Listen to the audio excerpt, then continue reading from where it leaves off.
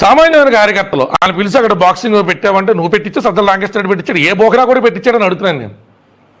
సిగ్గు ఎక్కువ లేకుండా అక్కడ పోరంబోక విధానాలు సామాన్యమైన కార్యకర్తలతో రెచ్చగొట్టి చేయించుకుంటావా? నీ కార్యకర్తలు అయితే మా కార్యకర్తలు అయితే ఏంటి?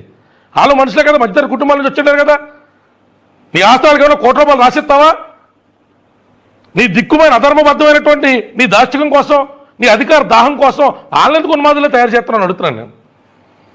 వైసీపీ కార్యకర్తలను ఒకటే చెప్తున్నా, గుర్తుపెట్టుకోండి, పాలసీ మీద అందరూ కొట్లాడండి.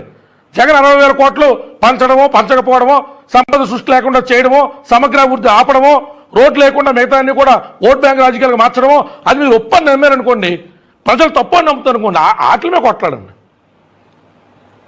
ఈ ఉన్మాద భూయిస్తున్నటువంటి కార్యక్రమాల్లో పాలు పంచుకున్నా, మీరు అందులో పాత్రులైనా మీరు ఉన్మాదులుగా మారిపోతారో, రేపొద్దున మీ పిల్లలు మీ గొడవలు ఇచ్చేస్తే మీ అమ్మని బయటకు ఎట్టేస్తారు. బయటికి ఉన్మాద పెదవులు ఎవడో కూడా భరించడం. యుద్ధం చేసామంటే కారణం ఉండాలి. ఏంటది? అర్థం పద్ధం లేకుండాను పెచ్చనా కొడుకులకు ఉన్మాద పెదవుల్లాగా